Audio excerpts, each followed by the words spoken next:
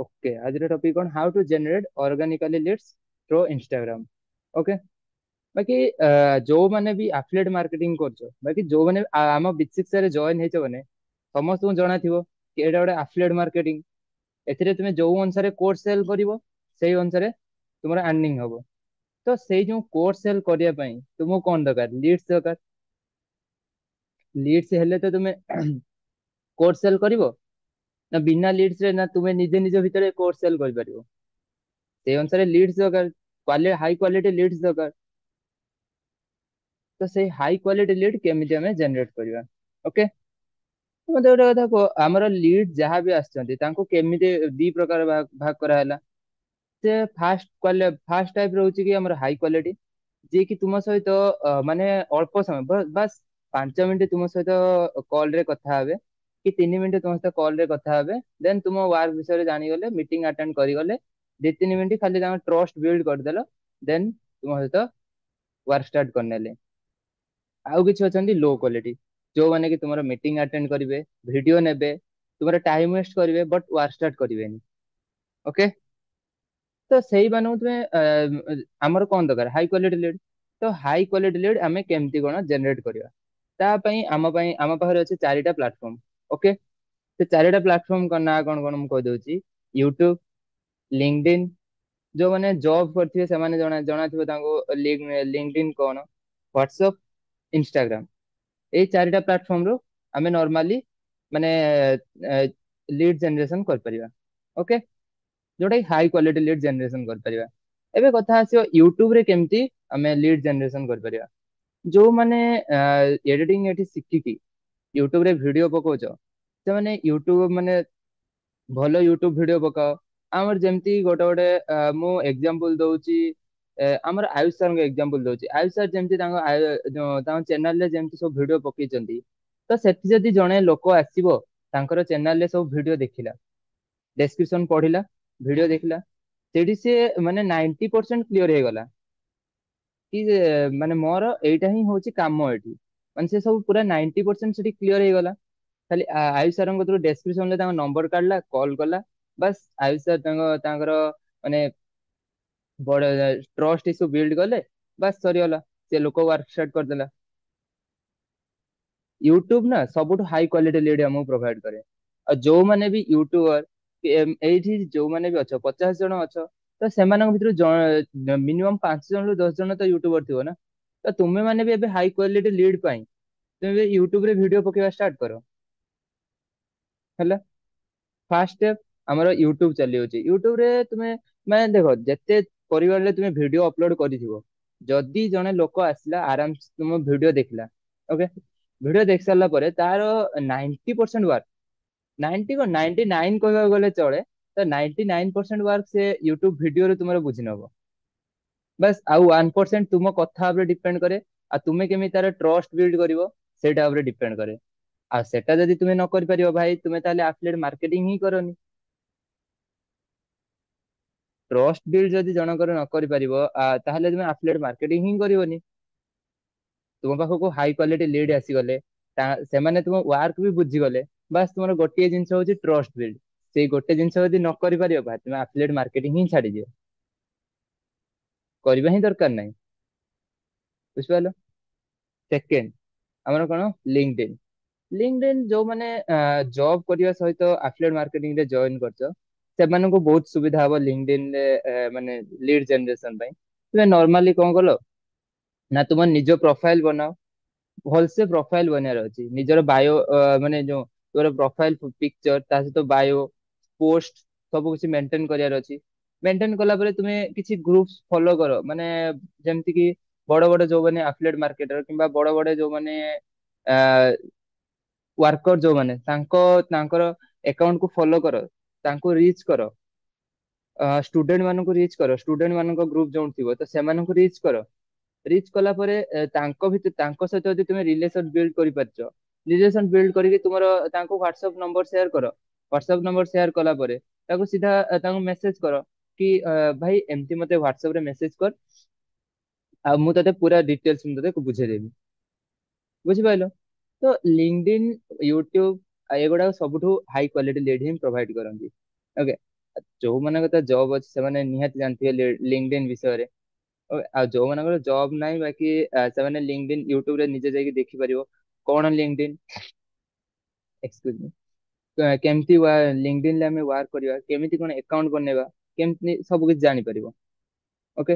ଆଉ ଲିଙ୍କଡଇନ ରେ କଣ ତୁମର ସୁବିଧା ପାଇବ ନା ଷ୍ଟୁଡେଣ୍ଟ ମାନେ ଅଧିକା ସେଥିରେ ଜଏନ ହେଇଥିବେ, ଯୋଉମାନେ କି ଜବ୍ ଖୋଜୁଥିବେ କିମ୍ବା ଯୋଉମାନଙ୍କର ମନି ପ୍ରୋବ୍ଲେମ ଥିବ, ଆର୍ନିଂ କରିବା ପାଇଁ ଚାହୁଁଥିବେ କିଛି, ସେମାନେ ଅଧିକା ଲିଙ୍କଡଇନ ରେ ଜଏନ ହେଇଥିବେ। ତ ତୁମେ ମାନେ ତାଙ୍କ ସହିତ ରିଲେସନ ବିଲ୍ଡ କରିକି ତାଙ୍କର ମାନେ କଣ ମାନେ ପ୍ୟାସନ କଣ ସେଟା ଜାଣିବ, କାହିଁକି ସେ ଲିଙ୍କଡଇନ ପାଖକୁ ଆସିଛନ୍ତି, କାହିଁକି ସେମାନେ ଜବ୍ ଖୋଜୁଛନ୍ତି, ସେଟା ଜାଣିକି ତୁମେ ତାଙ୍କର ୱାର୍କ ଷ୍ଟାର୍ଟ କରିକି ତୁମର ନିଜର ସେଲ ଆର୍ନିଂ କରିପାରିବ, ସେଲ କରିକି ଆର୍ନିଂ କରିପାରିବ। ଏବେ ବୁଝିପାରିଲ ଲିଙ୍କଡଇନ ବିଷୟରେ କ୍ଲିୟର। ଦେନ୍ ହ୍ୱାଟ୍ସଆପ୍। ହ୍ୱାଟ୍ସଆପ୍ ଗୋଟେ ଏମିତି ମଧ୍ୟ ଗୋଟେ କଥା ଯୋଉ ମାନଙ୍କର ଇନଷ୍ଟାଗ୍ରାମ ରେ ଆଡ ରନ୍ ହଉଛି ତ ସେମାନେ ଏ ହ୍ୱାଟ୍ସଆପ୍ କୁ ଆଣିକି ସମସ୍ତଙ୍କୁ କଥା କରଉଛ, ବଟ୍ ହ୍ୱାଟ୍ସଆପ୍ ରୁ ବି ଲିଡ୍ ଜେନେରେସନ କରିହବ। ଏଇଟା ସମସ୍ତଙ୍କୁ କାହାକୁ ଜଣା ନଥିବ। ହ୍ୱାଟ୍ସଆପ୍ ରୁ ବି ଲିଡ୍ ଜେନେରେସନ କରିପାରିବ। କେମିତି କରିବ ନା ଗୁଗଲ କୁ ପଳେଇ ଯାଅ। ଗୁଗଲ କୁ ଗଲା ପରେ କିଛି ୱେବସାଇଟ ଯେମିତି ଅଛି, ଆଇଏସ୍ ଗୋଟେ ୱେବସାଇଟ ଅଛି, ସେ ହ୍ୱାଟ୍ସଆପ୍ ରିଲେଟେଡ ଆଇଏସ୍ ଗୋଟେ ୱେବସାଇଟ ଅଛି। ତା ସହିତ ଇସ୍ପାରେଣ୍ଟ ଗୋଟେ ଅଛି। ସେମାନେ ସେଥିରେ ସବୁ କଣ ନା ଷ୍ଟୁଡେଣ୍ଟ ମାନେ ଥାଆନ୍ତି, ବୁଝିପାରିଲ। ଷ୍ଟୁଡେଣ୍ଟ ମାନଙ୍କୁ ଯେତେ ତୁମେ ପ୍ଲାନିଂ ଦେଖେଇବ ନା ସେତେ ତୁମର ସେଲ କ୍ଲୋଜ ହବ। ଷ୍ଟୁଡେଣ୍ଟ ମାନଙ୍କୁ ପ୍ଲାନିଂ ଦେଖେଇଲେ, ଷ୍ଟୁଡେଣ୍ଟ ମାନଙ୍କୁ ପ୍ଲାନିଂ ଦେଖେଇଲେ କଣ ନା ତାଙ୍କର ମାନେ ଯେମିତି କି ଲେଟ ଗୋଟେ ଷ୍ଟୁଡେଣ୍ଟ ଧର ଯାହାର 18 ବର୍ଷ କି 19 ବର୍ଷ, ତାର ନିହାତି ମନି ଦରକାର ଥିବ, ନିହାତି ଭାବରେ ମନି ଦରକାର ଥିବ, ଯାହା ଦ୍ୱାରା କି ସେ ଲିଙ୍କଡଇନ କୁ ଯାଇଛି କି ଆଇଏସ୍ ୱେବସାଇଟ ରେ କି ଏସ୍ପାରେଣ୍ଟ ୱେବସାଇଟ ରେ ଜଏନ ହେଇଛି, ତାର ନିହାତି ଭାବରେ ମନି ଦରକାର। ତ ତୁମେ ସେଠି କଣ କର ନା ତା ସହିତ ତାକୁ ଭିଜିଟ କର, ତା ସହିତ ରିଲେସନ ବିଲ୍ଡ କର, ରିଲେସନ ବିଲ୍ଡ କରି ତାକୁ ହ୍ୱାଟ୍ସଆପ୍ କୁ ଆଣ, ସେଇଠି ତୁମର ସେଲ କ୍ଲୋଜ କର। ଭାଇ ୱାନ୍ସ ବନ୍ଦା ତୁମେ ଯଦି ହ୍ୱାଟ୍ସଆପ୍ କୁ ଆସିଗଲା ନା, ତେଣୁ ଓଡିଆ ହଉ କି ହିନ୍ଦୀ ହଉ, ଯିଏ ଓଡିଆ ପ୍ଲାଟଫର୍ମ ରେ ୱାର୍କ କରୁଛ ଠିକ ଅଛି, ଯିଏ ହିନ୍ଦୀ ପ୍ଲାଟଫର୍ମ ରେ ୱାର୍କ କରୁଛ ବି ଠିକ ଅଛି, ତେଣିକି ଓଡିଆ ହଉ କି ହିନ୍ଦୀ ହଉ ତୁମେ ତା ସହିତ ରିଲେସନ ବିଲ୍ଡ କର, ତା ସହିତ କଥା ହୁଅ, ତାକୁ ଟ୍ରଷ୍ଟ ଇସ୍ୟୁ କର, ଦେନ୍ ତୁମର ସେଲ କ୍ଲୋଜ କର। ତ ଏଇଠି ଭାଇ ଦେଖ ତିନିଟା ତୁମର ପୁରା ହାଇ କ୍ୱାଲିଟି ଲିଡ୍ ମାନେ ଦବାର ମୁଁ ପ୍ଲାଟଫର୍ମ କହିଦେଲି। ଓକେ। ମାନେ ସବୁଠୁ ହାଇ କ୍ୱାଲିଟି ଲିଡ୍ ଯିଏ କି ଦବ ୟୁଟ୍ୟୁବ, ଯୋଉଠି ତୁମର ଲୋକଟା 90% ୱାର୍କ ତୁମ ଭିଡିଓରେ ହିଁ ବୁଝିଗଲା, ତୁମକୁ ଖାଲି ଟ୍ରଷ୍ଟ ଇସ୍ୟୁ କରିବାର ଅଛି। ଓକେ। ଲାଷ୍ଟ କଣ ଆମର ରହୁଛି ଇନଷ୍ଟାଗ୍ରାମ। ଇନଷ୍ଟାଗ୍ରାମ ରେ ତୁମେ 6 ପ୍ରକାର ଲିଡ୍ ଆଣିପାରିବ। ଓକେ। ଯାହାର ବି ତୁମେ ଇନଷ୍ଟାଗ୍ରାମ ଯିଏ ବି ଅଛ ଆଫିଲିଏଟ ମାର୍କେଟିଂ କରୁଛ, ତ ତୁମେ 6 ପ୍ରକାର ଲିଡ୍ ଜେନେରେସନ କରିପାରିବ ଇନଷ୍ଟାଗ୍ରାମ ରୁ। ଫାଷ୍ଟ କଣ ନା ଡିଏମ କରିପାରିବ। ଏମିତି ଗୋଟେ ଭାଇରାଲ ୱେବସାଇଟ ପେଜ କୁ ଗଲ, ଗଲା ପରେ ତାଙ୍କ ୱେବସାଇଟ ପେଜ ରେ କିଛି ଲୋକଙ୍କୁ ଖୋଜିଲ, ମାନେ ଦେଖ ତୁମେ ପର ଡେ ଇନଷ୍ଟାଗ୍ରାମ ରେ 6 ରୁ 7ଟା ଡିଏମ କରିପାରିବ। ତ ତୁମ ପାଖରେ ଲିମିଟେଡ ଚାନ୍ସ ଅଛି, ଲିମିଟେଡ ଚାନ୍ସ ଭିତରେ ଆମକୁ ସେଲ କ୍ଲୋଜ କରିବାର ଅଛି, ଆମର ଆର୍ନିଂ କରିବାର ଅଛି। ତ ତୁମେ କଣ କରିପାରିବ ନା ସେ ଯୋଉ 6 ରୁ 7ଟା ସବୁ ଡିଏମ କରିବ, ସେଠି କଣ କରିବ ନା ଯୋଉମାନେ କି ମାନେ ସକ୍ସେସଫୁଲ କଣ୍ଟେଣ୍ଟ ଯୋଉ ମାନେ ଇନଷ୍ଟାଗ୍ରାମ ପ୍ରୋଫାଇଲ ଯୋଉ ମାନଙ୍କର ଥିବ, ମାନେ ଯୋଉମାନେ କି ଭାଇରାଲ କଣ୍ଟେଣ୍ଟ ପୋଷ୍ଟ କରୁଥିବେ, ଓକେ, ସେମାନଙ୍କ ପ୍ରୋଫାଇଲ କୁ ଗଲ, ତା ଦେହରୁ କିଛି ମାନେ ପ୍ରୋଫାଇଲ ଚେକ୍ କଲ, 10 12ଟା ପ୍ରୋଫାଇଲ କୁ ଚେକ୍ କଲ, ତା ଦେହରୁ ଭାଇ ଏମିତି ଗୋଟେ ପ୍ରୋଫାଇଲ ଲାଗିବ, ହଁ ୟାକୁ ଯଦି ମୁଁ ମେସେଜ କରେ କି ମୁଁ ୟାକୁ ଯଦି ଡିଏମ କରେ ନା, ତ ଇଏ ମୋ ସହିତ ୱାର୍କ ଷ୍ଟାର୍ଟ କରିବ। ତ ମନକୁ ମାନେ ନିଜେ ମନରେ ଭାବିବ, ହଁ ୟାକୁ ଯଦି ମୁଁ ଡିଏମ କରେ କି ମେସେଜ କରେ, ତ ଇଏ ମୋ ମେସେଜରେ ନିହାତି ଭାବରେ ରିପ୍ଲାଏ ଦବ, ଇଏ ନିହାତି ଭାବରେ ମୋ ସହିତ ୱାର୍କ ଷ୍ଟାର୍ଟ କରିବ। ତାଙ୍କ ବାୟୋ ଦେଖ, ସିଏ ତାଙ୍କର ମାନେ ଅକୁପେସନ କଣ ଜାଣ, ମାନେ ତାଙ୍କ ବିଷୟରେ ତାଙ୍କ ବାୟୋରୁ ତାଙ୍କ ହାଇଲାଇଟସ ରୁ 40 କି 50% ଜାଣିନିଅ, ସେ କଣ କରୁଛନ୍ତି, କୋଉଠି ମାନେ ତାଙ୍କର ଯୋଉ ସେ ମାନେ ଲିଭ୍ କୋଉଠି କରୁଛନ୍ତି, ସବୁ କିଛି ଜାଣିନିଅ। ବାୟୋରେ ସେ ସବୁ କିଛି ମେନସନ କରିଥିବେ, ତାଙ୍କର ଯଦି ସେ ଜବ୍ କରୁଥିବେ କୋଉଠି ଜବ୍ କରୁଛନ୍ତି, କଣ କରୁଛନ୍ତି, ସବୁ କିଛି ଜାଣ। ଜାଣି ସାରିଲା ପରେ ଦେଖିଲ, ହଁ ଏ ଲୋକଟା ଯଦି ମୁଁ ମେସେଜ କରିଦେଲି ନା, ତ ଇଏ 90% ଚାନ୍ସ ଅଛି ମତେ ମେସେଜ ରିପ୍ଲାଏ ଦବ। ଆଉ ତ ସେଟା ଭାଇ 10% ଚାନ୍ସ, ସେଟା ଠାକୁରଙ୍କ ଉପରେ ନିର୍ଭର କରେ, ସେ ତୁମକୁ ରିପ୍ଲାଏ ଦବ କି ନାହିଁ। ଓକେ।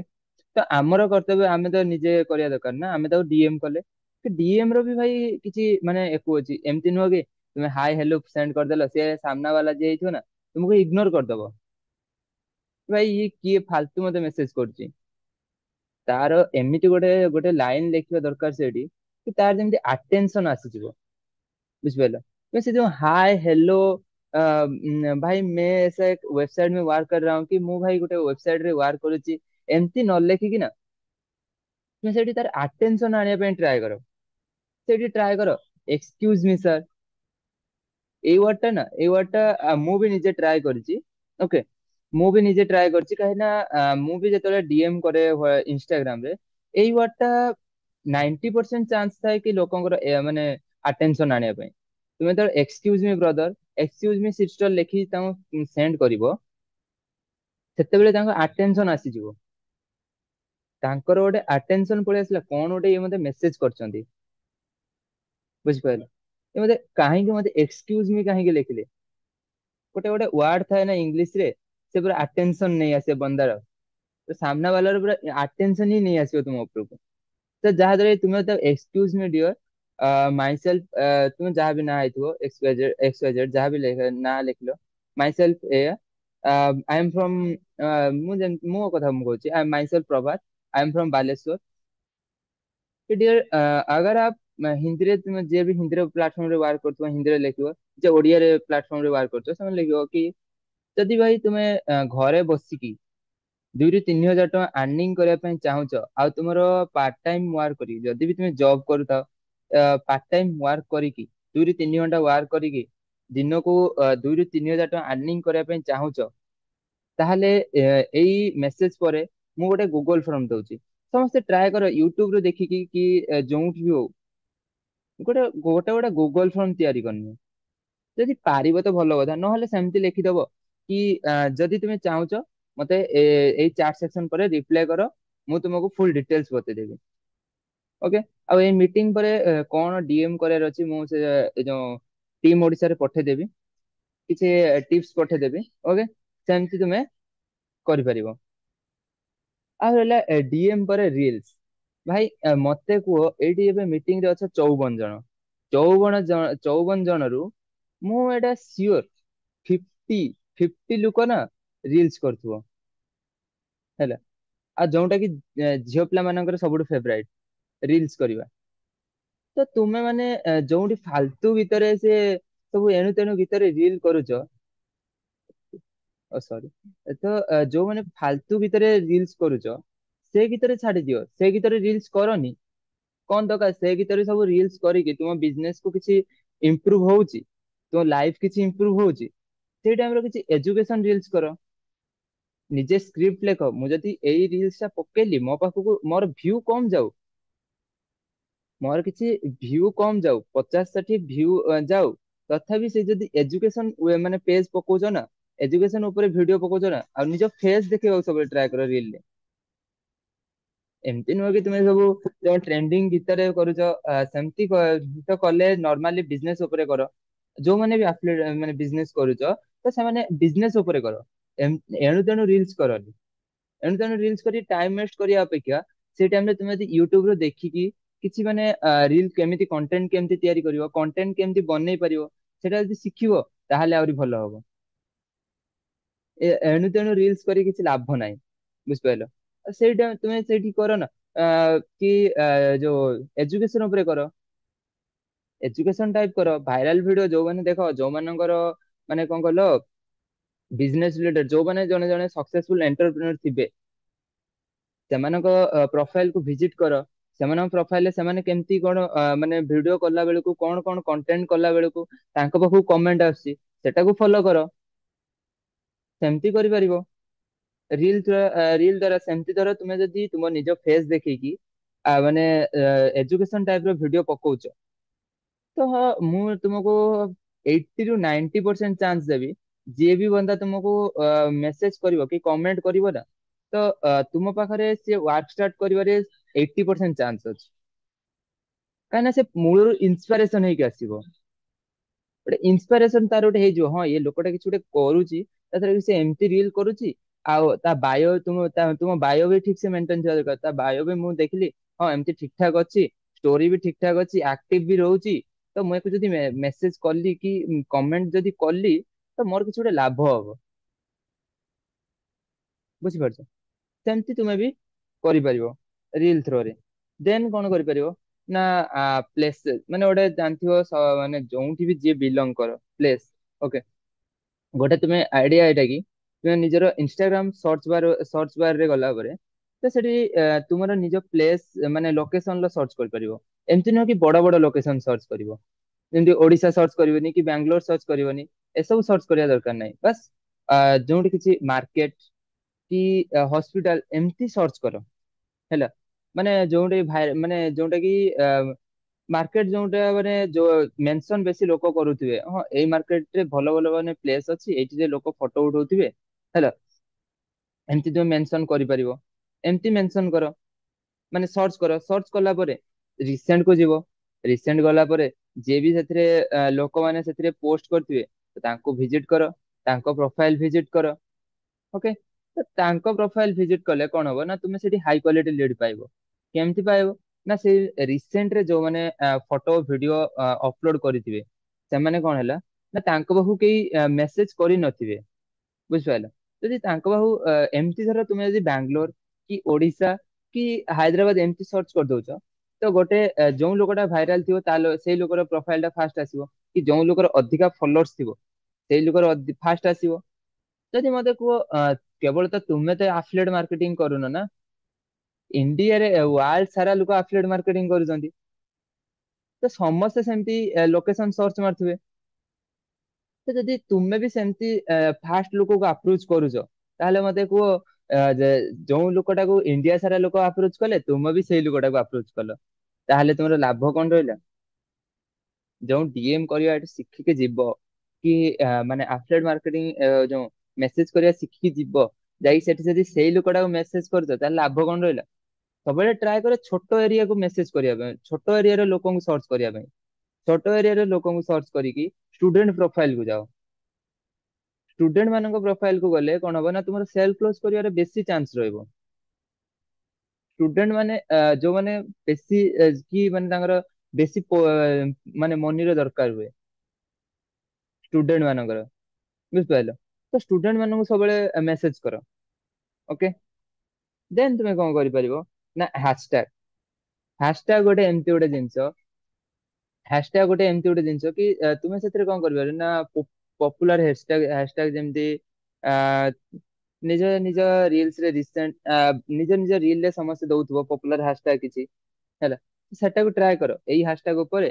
କି ଏଇ କିଛି ଲୋକ କଣ କରୁଥିବେ ନା ପ୍ଲେସ କୁ ବି ହ୍ୟାଶଟ୍ୟାଗ କରିଦେଇଥିବେ। ହ୍ୟାଶଟ୍ୟାଗ ଭୁବନେଶ୍ଵର, ହ୍ୟାଶଟ୍ୟାଗ ଓଡିଶା କି ହ୍ୟାଶଟ୍ୟାଗ ଭଦ୍ରକ କି ଏମିତି କିଛି ପ୍ଲେସ କୁ ସେମାନେ ହ୍ୟାଶଟ୍ୟାଗ କରିଦେଇଥିବେ। ତ ସେଇମିତି ଛୋଟ ଛୋଟ ଜାଗାକୁ ହ୍ୟାଶଟ୍ୟାଗ କର। ହ୍ୟାଶଟ୍ୟାଗ ରେ ସର୍ଚ୍ଚ କର, ରିସେଣ୍ଟ ଯାଅ ଯୋଉମାନେ ରିସେଣ୍ଟ ମାନେ ଯୋଉ ରିସେଣ୍ଟଲି ପୋଷ୍ଟ ଅପଲୋଡ କରିଥିବେ କି ରିସେଣ୍ଟଲି ଯୋଉମାନଙ୍କର ଆଇଡି ଓପନ ହେଇଥିବ କି ରିସେଣ୍ଟଲି ଯୋଉମାନେ ମେସେଜ କରୁଥିବେ ତ ସେମାନଙ୍କର ଫାଷ୍ଟ ଆସିବ ତାଙ୍କର ମାନେ ଆଇଡି ସବୁ ଆସିବ।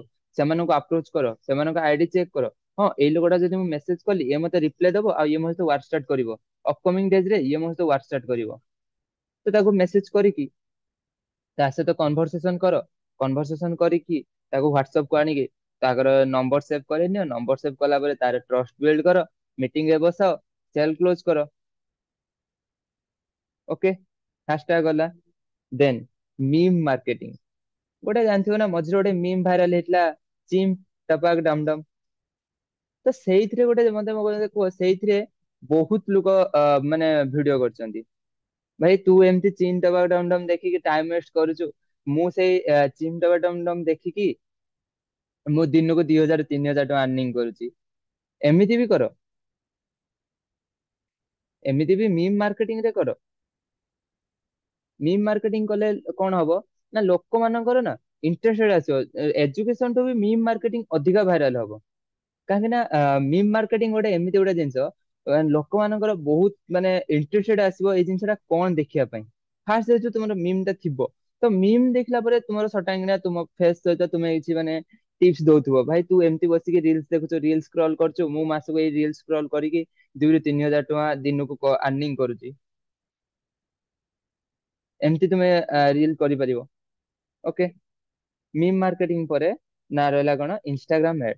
ଆଉ ଯୋଉମାନଙ୍କର ଏସବୁ ନ କରି ପାରିବ, ଯୋଉମାନଙ୍କୁ ଡାଇରେକ୍ଟ ଆଡ ଦରକାର, ତ ସେମାନେ କୋଉଠୁ ନା କୋଉଠୁ 1200 1300 ଟଙ୍କା ଆରେଞ୍ଜ କରିନିଅ। ଆରେଞ୍ଜ କଲା ପରେ ନିଜ ସ୍ପନ୍ସର କୁ କହିକି ଆୟୁଷ ସାର୍ ସହିତ କଥା ହେଇକି ଆଡ ସେଟଅପ୍ କରିନିଅ। ଓକେ। ଆଡ ସେଟଅପ୍ କଲେ କଣ ହବ ନା ଏଇଟା ଗୋଟେ ପ୍ରୋବ୍ଲେମ କି ଆଡ ସେଟଅପ୍ ରେ ଏବେ କଣ ହଉଛି ନା ଇନଷ୍ଟାଗ୍ରାମ ରେ ଯେତିକି ବି ଲୋକ ଅଛନ୍ତି ସମସ୍ତେ ଆଡ ସେଟଅପ୍ ନିଜର କରୁଛନ୍ତି ହେଲା। ତ ଇନଷ୍ଟାଗ୍ରାମ ଏତେ ବି ତାଙ୍କ ଆଡ କୁ ଏତେ ମାନେ ଭାଇରାଲ କରୁନାହିଁ। ବୁଝିପାରିଲ, ଏଇଟା ହଉଛି ପ୍ରୋବ୍ଲେମ ଗୋଟେ। ଦେନ୍ ଆଡ ସେଟଅପ୍ ଠିକ ଠାକ ହବ, ଆଡ ସେଟଅପ୍ ବି ଠିକ ରହିବ, ଯାହାଦ୍ୱାରା କି ଯୋଉ ମାନଙ୍କର ନିଡ୍ ଥିବ ସେମାନେ ତୁମ ପାଖକୁ ମେସେଜ କଲେ। ଓକେ। ଆଡ ସେଟଅପ୍ ତୁମର ଆରାମ ସେ ଲିଡ୍ ଆଣିପାରିବ। ଆଉ ଯୋଉମାନେ ବି ମାନେ ସକ୍ସେସଫୁଲ ଅଛନ୍ତି ଏବେ, ସେମାନେ ସେ ଆଡ ସେଟଅପ୍ ରୁ ହିଁ କାମ କରନ୍ତି। ସବୁବେଳେ ଆଡ ସେଟଅପ୍ କରିନିଅ। ଆଉ ଯୋଉମାନଙ୍କ ପାଖରେ ଫଣ୍ଡ ନାହିଁ ତ ଏମିତି ବି ତୁମେ ଏମିତି ୱେରେ ୱାର୍କ କରିପାରିବ। ଯୋଉ ମାନେ ରେଷ୍ଟ 3ଟା ୱେ କହିଲି, ଇନଷ୍ଟାଗ୍ରାମ ରେ ଯୋଉ 5ଟା ୱେ କହିଲି, ସେମିତି ୱାର୍କ କରିପାରିବ। ଆଉ ଫାଷ୍ଟ ଉପର 3ଟା ୱେରେ ବି ୱାର୍କ କରିପାରିବ। ଆଉ କଣ ହ୍ୱାଟ୍ସଆପ ରେ ଆହୁରି ଗୋଟେ ୱାର୍କ କରିପାରିବ। ଓକେ। ସେକେଣ୍ଡ ଷ୍ଟେପ ବି ଅଛି ହ୍ୱାଟ୍ସଆପ ରେ। ହ୍ୱାଟ୍ସଆପ ରେ ମତେ ସମସ୍ତଙ୍କର ମିନିମମ୍ ତ 50 କଣ୍ଟାକ୍ଟ ଲିଷ୍ଟ ଥିବ। 50 ରୁ 100 ତ ସମସ୍ତଙ୍କର ଥିବ। ସମସ୍ତେ ଯାଅ ଆଜି ମିଟିଂ ସରିଲା ପରେ ସମସ୍ତେ ତାଙ୍କର ଗୋଟେ ଲିଷ୍ଟ ବନେଇଦିଅ।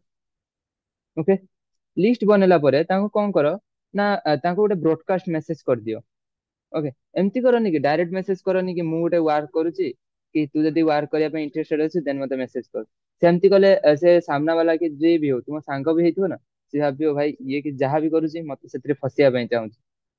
ହେଲା। ତ ଏମିତି ତାକୁ ମେସେଜ କରିଦିଅ। ଗୋଟେ ନିଜର ଗୋଟେ ମାନେ ଏକ ମେସେଜ ଗୋଟେ ବନେଇଦବ କି ପୋଜିଶନ ପୋଜିଶନ ଫ୍ରେଶର और एक्सपीरियंस ଆଉ ବୋଥ ମାନେ ଯୋଉ ବୋଥ ସରି ପୋଜିଶନ 10ଟା ସ୍ଲଟ अवेलेबल, ଏମିତି ଗୋଟେ ହାଇପେନ ଦେଇ ଲେଖିଦବ ପୋଜିଶନ ଉପରେ। ଆଉ ଫ୍ରେଶର और एक्सपीरियंस ବୋଥ କ୍ୟାନ୍ ଆପ୍ଲାଏ। ତାପରେ ୱାର୍କ ଫ୍ରମ ହୋମ। ତାପରେ ଗୋଟେ ନିଜର ଗୋଟେ ଫର୍ମ ତିଆରି କରିନବ, ଗୁଗଲ ଫର୍ମ କି ଯାହା ବି ଫର୍ମ ଗୋଟେ ତିଆରି କରିନେଲ। କରିଲା ପରେ ୱାର୍କ ଫ୍ରମ ହୋମ ଯୋଉ କଣ ଫିଲ୍ ଦ ଫର୍ମ ଫର ମୋର ଡିଟେଲ୍ସ। ଓକେ। ଏମିତି କର। କରିକି ଏଇଟାକୁ କଣ କର ନା ସେ ଯୋଉ ବ୍ରଡକାଷ୍ଟ ମେସେଜ କରିଥିବ, ଯୋଉ ବି 100 ଜଣ ତୁମ କଣ୍ଟାକ୍ଟ ଲିଷ୍ଟରେ ଥିବେ, ତାଙ୍କୁ ଏଇ ବ୍ରଡକାଷ୍ଟ ମେସେଜ ଟା ସେୟାର କରିଦିଅ। ଏଇଟା କଲା ପରେ ବି ଖାଲି ଛାଡିବା ଦରକାର ନାହିଁ। ତାଙ୍କୁ ସେଠି ମେସେଜ କର, ଭାଇ ଏଇ ଯୋଉ ମେସେଜ ଟା ନା ତୁ ଟିକେ ତ ଷ୍ଟାଟସ ଷ୍ଟୋରିରେ ମାନେ ସେଣ୍ଡ କରିଦେ। ଯାହା ଦ୍ୱାରା କି ମୋର ଗୋଟେ ଟାର୍ଗେଟ ଅଛି କି ଯଦି ମୁଁ 10ଟା ଲୋକକୁ ଜଏନ ମାନେ ଯୋଉ ଆମ ସହିତ ୱାର୍କ ଷ୍ଟାର୍ଟ କରୁଛି ତ ମୋର ପ୍ରମୋସନ ହବ। ଭାଇ କହିଦିଅ। ଏମିତି କହିଦବାରେ ପ୍ରୋବ୍ଲେମ କଣ ଅଛି? ତ ତୁମର ତ କିଛି ପ୍ରୋବ୍ଲେମ ହଉନି କି ସାମ୍ନା ବାଲାର କିଛି ପ୍ରୋବ୍ଲେମ ହଉନି। ହେଲା। ସେଠି ଆର୍ନିଂ ପୋଟେନସିଆଲ ବି ଲେଖିଦେଇଥିବ, ଏତିକି ଟଙ୍କା ଆର୍ନିଂ କରିପାରିବ। ତ ଯୋଉଠି ତୁମର କିଛି ପ୍ରୋବ୍ଲେମ ନାହିଁ କି ସାମ୍ନା ବାଲାର କିଛି ପ୍ରୋବ୍ଲେମ ନାହିଁ, ତାହେଲେ ଭାଇ କହିବାରେ ସେଠି ପ୍ରୋବ୍ଲେମ କଣ ଅଛି ଏତିକି। ଭାଇ ଏଇଟାକୁ ତୁ ଟିକେ ଷ୍ଟାଟସ ଷ୍ଟୋରିରେ ସେୟାର କରିଦେ। ଆଉ ଯିଏ ବି ତତେ ମେସେଜ କରିବ କି ସିଧା ତ ତୁମ ଫର୍ମ ଫିଲଅପ କରିବେ, ଆଉ ଜଣେ ଜଣେ ଯିଏ ବି ମେସେଜ କରିବେ ତ ମତେ ମେସେଜ ତାଙ୍କୁ କହିବୁ ମତେ ମେସେଜ କରିଦେବେ। ଆଉ ମୁଁ ତାଙ୍କୁ ଯଦି ହ୍ୱାଟ୍ସଆପ କରିଦେଲି, ଏମିତି ତାକୁ କହିଦିଅ ଭାଇ ତୋ ଅଣ୍ଡରରୁ ଯଦି କିଛି ପିଲା ପଳେଇ ଆସିଲେ 10ଟା କି 15ଟା, କି ମୁଁ ତତେ ମାନେ କିଛି ମାନେ ପେମେଣ୍ଟ କରିଦେବି। 10ଟା 15ଟା ପିଲା ଯଦି ମୋ ସହିତ ହ୍ୱାଟ୍ସଆପ କରିଦେଲେ, ତାହେଲେ ମୁଁ ତତେ କିଛି ପେମେଣ୍ଟ କରିଦେବି। 3000 4000 ଟଙ୍କା ପେମେଣ୍ଟ କରିଦେବି। ତ ଭାଇ 10ଟା 15ଟା ପିଲା ଯଦି ତୁମ ଅଣ୍ଡରରେ ହ୍ୱାଟ୍ସଆପ କଲେ, ସେଠି ଏଡିଟିଂ ମାଷ୍ଟର ପ୍ୟାକେଜ ସେଲ କଲା ପରେ ତୁମେ ସେଠି କେତେ ଟଙ୍କା 10,000 ଟଙ୍କା 15,000 ଟଙ୍କା ସେଲ କରିସାରିଲଣି। ତ ସେଠି ତାକୁ 3000 ଟଙ୍କା ଦେଇଦିଅ, ଅସୁବିଧା କଣ ଅଛି? ତୁମର ତ କିଛି ବି ଇନଭେଷ୍ଟମେଣ୍ଟ ରହିଲାନି। ତାପରେ ଖାଲି ଷ୍ଟାଟସ ଷ୍ଟୋରି ସେୟାର କରାହେଲା। ଏମିତି ଯଦି 10ଟା ଲୋକ ପକେଇଲେ, ଧର ଲେଟ ତୁମ କଣ୍ଟାକ୍ଟ ଲିଷ୍ଟରୁ 10ଟା ଲୋକ ତାଙ୍କ ଷ୍ଟାଟସ ଷ୍ଟୋରି ଲଗେଇଲେ ଆଉ ତାଙ୍କ ଫ୍ରେଣ୍ଡ ମାନଙ୍କୁ ସେୟାର କଲେ। ଓକେ। ସେଇ ଯୋଉ 10ଟା ଲୋକଙ୍କର ମିନିମମ୍ ତାଙ୍କର ଷ୍ଟୋରି ଷ୍ଟାଟସ ଦେଖୁଥିବେ 70 80 କି 100 ଜଣ ଲୋକ ଷ୍ଟାଟସ ଷ୍ଟୋରି ଦେଖୁଥିବେ। ସେଇ 100 ଜଣ ଲୋକର 10ଟା ଲୋକର କେତେ 1000 ଲିଡ୍ ସେଇଠି ପଳେଇ ଆସିଲେ ନା। ତ ଯଦି ତୁମେ ସେଇଠି ଯଦି ଏଇ ଖାଲି ଗୋଟେ ଫର୍ମ କରିବ, ଆଉ ଏତିକି ମେସେଜ ଗୋଟେ ବ୍ରଡକାଷ୍ଟ କରିବ, ସେଇଠି ତୁମର 1000 ନ ଆସୁ 200 300 ଲିଡ୍ ପଳେଇ ଆସିବେ। କିଛି ଲୋକ ଇଗ୍ନୋର କରିଦେବେ, ଆଉ ଯୋଉମାନେ ସିରିୟସ ଥିବେ ପଢିକି ସେମାନେ ବି ତ ଫର୍ମ ଫିଲଅପ କରିପାରିବେ। 200 300 ଲିଡ୍ ପଳେଇ ଆସିବେ। ବୁଝିପାରିଲ। ଆଉ କଣ ନା ସମସ୍ତଙ୍କ ସହିତ କନଭରସେସନ ରଖ। ଏମିତି ଦେଖ, ଯୋଉମାନେ ବି କଲେଜ ଷ୍ଟୁଡେଣ୍ଟ ଅଛ କି ଯୋଉମାନେ ବି ଜବ୍ କରୁଛ, ଓକେ, ସେମାନେ ନିଜ ଅଫିସ କୁ ଯାଉଥିବ କି ଯୋଉମାନେ ଷ୍ଟୁଡେଣ୍ଟ ସେମାନେ କଲେଜ କୁ ଯାଉଥିବ, ତା ସାଙ୍ଗମାନଙ୍କ ସହିତ ଆପ୍ରୋଚ କର। ଏଇଟା ଟ୍ରାଏ କର କି ଯିଏ ବି ତୁମ ସହିତ କଥା ହଉଛି ତାକୁ ସବୁବେଳେ ତୁମ ତୁମ ନମ୍ବର ଟା ତା ଫୋନରେ ସେଣ୍ଡ କରିକି ତା ପାଖରୁ ଗୋଟେ ହାଇ ସେଣ୍ଡ କରିଦିଅ ତୁମ ପାଖକୁ। ଯାହା ଦ୍ୱାରା କଣ ହବ, ତୁମେ ସେଭ୍ କରିନେଲ, ସିଏ ବି ସେଭ୍ କରିନବ। ସିଏ ସେଭ୍ କରିଦେଲା ତୁମ ନମ୍ବର ଟା ଫାଷ୍ଟ ତୁମେ ତା ଫୋନ ରେ ସେଭ୍ କରିଦେଲ। ଦେନ୍ କଣ କଲ ନା ତୁମେ ଆସିକି ତୁମ ନମ୍ବର ଟାକୁ ସେଭ୍ କରିଦେଲ। ତାପରେ ତୁମେ ଯୋଉ ଅପକମିଂ ଡେଜ ରେ ଷ୍ଟୋରି ଷ୍ଟାଟସ ପକେଇବ ନା, ସିଏ ଦେଖିବ ସବୁ କିଛି। ଏଇଠି ତ ଭାଇ ଫାଇଦା ହେଲା। ଷ୍ଟୋରି ଷ୍ଟାଟସ ଦେଖିବ ମାନେ ତୁମକୁ ପଚାରିବ, ଭାଇ ତୁ କଣ କରୁଛୁ ଏମିତି ଡେଲି, ତୁ ଡେଲି ତୋର ଟିମ ର ଆର୍ନିଂ ଚଲେଇଛୁ। ସବୁବେଳେ କିଛି ନା କିଛି ତୋର ପେଜ ରେ ମୁଁ ଆର୍ନିଂ ଭିଡିଓ ପାଉଛି। ଯେତେବେଳେ ମୁଁ ତ ଷ୍ଟୋରି ଷ୍ଟାଟସ ଦେଖୁଛି, କିଛି ନା କିଛି ଗୋଟେ ଆର୍ନିଂ ଭିଡିଓ ପାଉଛି। ସେଇଠି ତାକୁ ବତେଇଲ, ସବୁ କିଛି ମିଟିଂ ରେ ବସାଅ, ସେଲ କ୍ଲୋଜ କର, ଡାଉଟ କ୍ଲିୟର କର, ଟ୍ରଷ୍ଟ ବିଲ୍ଡ କର, ସେଲ କ୍ଲୋଜ କର। ଓକେ। ଆଉ ବାକି ରହିଲା ଫଲୋ ଅପ୍। ଭାଇ ଫଲୋ ଅପ୍ ଗୋଟେ ଜିନିଷ କି ଯୋଉମାନଙ୍କର ଇନଷ୍ଟା ଆଡ ରନ୍ ହଉଛି ସେମାନଙ୍କୁ ଏଇଟା ବେଶୀ ଭାବରେ କରିବାର ଅଛି ଫଲୋ ଅପ୍ ଟା। କି ଯେମିତି କି ଯୋଉମାନେ ତୁମର ଅଣ୍ଡରରେ ଧର ଜଏନ ହେଲେନି, କିଛି କହିଲେ ମନି ପ୍ରୋବ୍ଲେମ, କିଛି କହିଲେ ବାବା ମାନୁନାହାନ୍ତି କି ମାମା ମାନୁନାହାନ୍ତି କି ମାନେ ଯାହା ବି କିଛି ପ୍ରୋବ୍ଲେମ କହିଲେ, ଓକେ, ସେମାନଙ୍କୁ ଫଲୋ ଅପ୍ କରିଚାଲ। ନିଜ ଆମର ଗ୍ରୁପ ରେ ବି ପଢୁଛି ଫଲୋ ଅପ୍, ମାନେ ଯୋଉ ବ୍ରଡକାଷ୍ଟ ମେସେଜ ପଢୁଛି, ତ ସେଗୁଡା ତମକୁ ଫଲୋ ଅପ୍ କରିଚାଲ। ଓକେ। ଆଉ ରହିଲା law of average. Law of average ତ ମୁଁ ଅଲରେଡି କହିଦେଲି କି ମାନେ ନର୍ମାଲି ଫ୍ରେଣ୍ଡ ମାନଙ୍କ ନମ୍ବର ସେଭ୍ କର, ଆଉ ନମ୍ବର ସେଭ୍ କରି ତାଙ୍କ ସହିତ କନଭରସେସନ ରଖ। କାହାରି ସହିତ ବି, ଯାହାର ଯିଏ ଯାହା ଭାଇ କହି ହଉଛି କହିବ, ଯିଏ ତୁମକୁ ମାନେ ଖରାପ ଗାଳି ଦଉଛି ବି ଦେଇଦଉ, କିଛି ଦରକାର ନାହିଁ, ତାକୁ କିଛି କହିବା ଦରକାର ନାହିଁ। ତା ସହିତ ରିଲେସନସିପ ଖରାପ କରିବା ଆମର ଦରକାର ନାହିଁ। କାହିଁକିନା ଆମର ଆମ ବିଜନେସ ପ୍ରତି ଧ୍ୟାନ ଦେବା ଅଛି। ଆମ ପଛପଟରେ ହଜାରେ ଲୋକ କଥା କୁହନ୍ତୁ ନା କାହିଁକି, ଆମର ଶୁଣିବା କିଛି ଦରକାର ନାହିଁ। ବୁଝିପାରୁଛ? ତ ସିଏ ତମକୁ ଗାଳି ଦେଲା, ଗାଳି ଦଉ ଭାଇ, ହଉ ଠିକ ଅଛି ଭାଇ, କିଛି ଅସୁବିଧା ନାହିଁ। ଯେତେବେଳେ ମୁଁ ଏମିତି କିଛି କରିକି ଯେତେବେଳେ ଲାଇଫରେ କିଛି ଗୋଟେ କରିଦେଇଥିବି, ତୁ ସେତେବେଳେ ଦେଖୁଥିବୁ। ବୁଝିପାରୁଛ? ଏମିତି ନିଜେ ଭାବିନିଅ, ନିଜକୁ ନିଜେ ମାନେ ଷ୍ଟ୍ରଙ୍ଗ କର। ହେଲା, ଷ୍ଟ୍ରଙ୍ଗ କଲା ପରେ ତାକୁ କିଛି କହିବା ଦରକାର ନାହିଁ, ତାହା ସହିତ ରିଲେସନସିପ ଖରାପ କରିବା ଦରକାର ନାହିଁ। ହୁଏତ ଅପକମିଂ ଡେଜରେ କି 1 ଇୟର ପରେ ସେଇ ଲୋକ ତୁମ ସହିତ ଯଦି ୱାର୍କ କରିନେଲା, କାହିଁକିନା ଆମ ସହିତ ଏମିତି ହେଇଛି। ବୁଝିପାରିଲ? ଯୋଉ ଲୋକ 28 ତାରିଖ କି 25 ତାରିଖରୁ ଆସିଥିବେ, ସେମାନେ ପୁଣି ମାସେ, 1.5 ମାସ, 2 ମାସ ପରେ ବି ଆମ ସହିତ ୱାର୍କ ଷ୍ଟାର୍ଟ କରନ୍ତି। ବୁଝିପାରୁଛ? ତ ଏମିତି ବି ହେଇଛି। ଆଉ ଫଲୋ ଅପ୍ ସମସ୍ତେ କରିବ। ଆଉ ଯୋଉମାନେ ବି ଯାହା ବି ଗ୍ରୁପ ରେ ଅଛ, ସମସ୍ତଙ୍କୁ ମିଳୁଥିବ ଫଲୋ ଅପ୍ ମେସେଜ, ମିଳୁଥିବ ନିଜ ନିଜ ସ୍ପନ୍ସର ମାଗିପାର ଫଲୋ ଅପ୍ ମେସେଜ ସବୁ। ଓକେ। ଆଉ ଯୋଉ ହ୍ୱାଟ୍ସଆପ୍ କଥାଟା କହିଲେ ନା, ସମସ୍ତଙ୍କର ଗ୍ରୁପ ବନେଇ ଦିଅ। ଗ୍ରୁପ ବନେଇବା ଦରକାର ନାହିଁ। ନିଜେ ଗୋଟେ ସରି ବ୍ରଡକାଷ୍ଟ ମେସେଜ ତିଆରି କରିଦିଅ। ବ୍ରଡକାଷ୍ଟ ମେସେଜ ତିଆରି କଲା ପରେ ତାଙ୍କୁ ମେସେଜ କରିଦିଅ, ଯେମିତି ମୁଁ କହିଲି କି ଆର୍ନିଂ ପୋଟେନସିଆଲ ଏତିକି, ଭ୍ୟାକେନ୍ସି 10ଟା ସ୍ଲଟ, ଆଉ ମାନେ experience or non experience all can apply for more details, form ଟାକୁ ଫିଲ୍ଅପ୍ କର। ଓକେ। ନହେଲେ ନାଇଁ ତୁମ ମେସେଜ ଦେଇଦେଲ ତା ତଳେ ଏମିତି ଗୋଟେ ସାଇନ ଦେଇକି ତଳୁ ଦେଇଦେଲ କି message on this number. Okay. ଯୋଉ ଲୋକର ନିଡ୍ ଥିବ, ହେଲା, ତ ତୁମ ବେସିକାଲି ମୁଁ ତୁମ ସାଙ୍ଗ ମାନଙ୍କ କଥା କହୁଛି। ଭାଇ ଯିଏ ବି ପଇସା ମାନେ ହଉଥିବ ନା, ସିଏ ଆଗରୁ ତୁମକୁ କହିବ, ଭାଇ ମୁଁ ପଛରେ ଲୋକମାନଙ୍କୁ ସେୟାର କରିବି, ଆଗରେ ମତେ ତୁ କହ। ବୁଝିପାରିଲେ? ଲୋକମାନଙ୍କୁ ମୁଁ ପଛରେ କହିବି, କି ଆଗରେ ତୁ ମତେ କହ। ଆଗରେ ତୁ ମତେ କହ କି ମୁଁ କେମିତି ଆର୍ନିଂ କରିବି। ବୁଝିପାରିଲ? ସେମିତି ବି ତୁମେ କରିପାରିବ। ଓକେ। ଆଉ ଭାଇ କଣ, ଆଉ ତୁମର ଲିଷ୍ଟ ମେଣ୍ଟେନ କର, ଫଲୋ ଅପ୍ କର, ଯୋଉ ବ୍ରଡକାଷ୍ଟ ମେଣ୍ଟେନ କର। ଯୋଉମାନଙ୍କର ଆଡ ରନ୍ ହଉଛି ସେମାନଙ୍କର ବହୁତ ଭଲ କଥା। ଆଉ ଯୋଉମାନେ ବି ଆଡ ରନ୍ କରିବା ପାଇଁ ଚାହୁଁଛ, 1200 ରୁ 1300 ଆରେଞ୍ଜ କରିନିଅ। ଆରେଞ୍ଜ କରିକି ନିଜ ସ୍ପନ୍ସରକୁ କହିକି ଆ ବିଷୟରେ ଆମ ସହିତ କଥା ହେଇକି ନିଜର ଆଡ ରନ୍ କରିନିଅ। ଯଦି ଯୋଉମାନେ ସକ୍ସେସଫୁଲ ହବା ପାଇଁ ଚାହୁଁଛ ନିଜ ଲାଇଫରେ, ଆଡ ରନ୍ କରେଇନିଅ। ଓକେ। ବାକି ଏବେ ମତେ କୁହ କି ଲିଡ୍ସ ରିଲେଟେଡ କାହାର କିଛି ଡାଉଟ୍ସ? ସବୁ କିଛି ବୁଝା ପଡିଲା? ଏବେ ମତେ କୁହ କାହାର କିଛି ଡାଉଟ୍ସ ରହିଲା ଲିଡ୍ସ ରିଲେଟେଡ, କେମିତି ଆମେ ଲିଡ୍ ଜେନେରେସନ କରିବୁ? No sir. ଯାହାର ବି ଯାହା ଡାଉଟ୍ସ ଅଛି ମତେ ପଚାରି ପାର। କେମିତି ଆମେ ଇନଷ୍ଟାଗ୍ରାମ ଥ୍ରୋରୁ, ଇନଷ୍ଟାଗ୍ରାମ, ୟୁଟ୍ୟୁବ, ହ୍ୱାଟ୍ସଆପ ଥ୍ରୋରୁ ଲିଡ୍ ଜେନେରେସନ କରିପାରିବୁ? ଆଉ ତୁମର ଯୋଉ କେମିତି ଡିଏମ କରିବ, ତା ମେସେଜ ମୁଁ ଟିମ୍ ଓଡିଶାରେ ପକେଇଦେବି ଏଇ ମିଟିଂ ପରେ। ଓକେ। ଯିଏ ବି ଚାହିଁବ ସେଇ ମେସେଜ କୁ ଟ୍ରାଏ କରିକି ଡିଏମ କରିପାରିବ। ଓକେ। Doubt clear. ଓକେ। ଯାହାର ବି ଯାହା ଡାଉଟ୍ସ ଅଛି, ଏ ଠୁ ଜେଡ୍ ଡାଉଟ୍ସ ଯାହାର ଅଛି ଲିଡ୍ ଉପରେ, ଲିଡ୍ ଜେନେରେସନ ଉପରେ, ସବୁ କିଛି ମତେ ପଚାରି ପାର।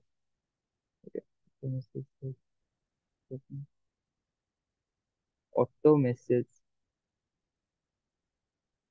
ହୁଁ। ହଁ ଅଟୋ ମେସେଜ ଦେଖ, ସେଟା ତୁମର କଣ, ତୁମର ଯଦି ଆଡ ରନ୍ ହଉଛି ତ ଅଟୋ ମେସେଜ କଣ ସେଟା ନା, ତୁମର ଯଦି ଆଡ ରନ୍ ହଉଛି ତ ଆଡ ରେ ସେ ଯଦି ଦେଖିଲା ତ ତା ପାଖକୁ ଅଟୋମେଟିକ ମେସେଜ ପଳେଇଯିବ କି ହାଉ କ୍ୟାନ୍ ଆଇ ହେଲ୍ପ ୟୁ। ବୁଝିପାରିଲ? ତ ଏମିତି ନୁହଁ କି ତୁମ ନର୍ମାଲ ପ୍ରୋଫାଇଲ ହେଇପାରିବ, ଯୋଉମାନେ ଆଡ ରନ୍ କରୁଛନ୍ତି ସେମାନଙ୍କର ହିଁ ହୁଏ ସେଟା ଅଟୋ ମେସେଜ। ଆଉ ଡିଏମ କରିପାରିବ ତୁମେ, ଆଉ ଡିଏମ ମେସେଜ ଟା ମୁଁ ତୁମକୁ ପଠେଇଦେବି, ଟିମ୍ ଓଡିଶାରେ ପଠେଇଦେବି, ସମସ୍ତେ ସେ ମାନେ ଯୋଉ ଡିଏମ ଏଗୁଡାକୁ ଫଲୋ କରିବ। ଦିଟାରୁ ତିନିଟା ମୁଁ ପଠେଇଦେବି ମେସେଜ। ଆଉ ଯିଏ ବି ଡିଏମ କରିବ ସବୁବେଳେ ଫାଷ୍ଟ ଲେଖିବ କି ଏକ୍ସକ୍ୟୁଜ ମି। ଏଇ ୱାର୍ଡ ଟା ନା ଲୋକର ମାନେ ଆଣିବ, ଆଟେନସନ ଆଣିବ ତୁମ ଆଡକୁ। ଏକ୍ସକ୍ୟୁଜ ମି ସାର୍, ଏକ୍ସକ୍ୟୁଜ ମି ମ୍ୟାମ, ଏତିକି ଲେଖିବ। ମ୍ୟାମ ନ ଲେଖ, ସିଷ୍ଟର, ବ୍ରଦର, ଏମିତି ଲେଖ। ନହେଲେ ତାଙ୍କ ନାଁ ଧରିନିଅ, ଏକ୍ସକ୍ୟୁଜ ମି ବନିତା, କି ଏକ୍ସକ୍ୟୁଜ ମି ସୁଶ୍ରୀ, ଏକ୍ସକ୍ୟୁଜ ମି ଯାହା ବି ହଉ। ବୁଝିପାରିଲ? ସେମିତି ତୁମେ କରିପାର। ଓକେ। ଏବେ ଭାଇ କାହାର କଣ ଡାଉଟ୍ସ, ଯାହା ବି ଯାହାର ଡାଉଟ୍ସ ଅଛି ମତେ ପଚାରିପାର। ମିଟିଂ ରେ ଏବେ କୋଉଠି ନା କୋଉଠି 46 ଜଣ ମେମ୍ବର ଅଛନ୍ତି, ବଟ୍ ମେସେଜ ଆସୁଛି 10 ରୁ 12 ଜଣଙ୍କର। ଭାଇ କଣ କାହାରି ବି ଡାଉଟ୍ କ୍ଲିୟର ହେଲାନି? କାହାର ବି ଡାଉଟ୍ କ୍ଲିୟର ହେଲାନି? ତ ଯାହା ବି ଡାଉଟ୍ସ ଅଛି ମତେ ପଚାର, ମୁଁ କ୍ଲିୟର କରିଦେବି। Doubt clear. Okay.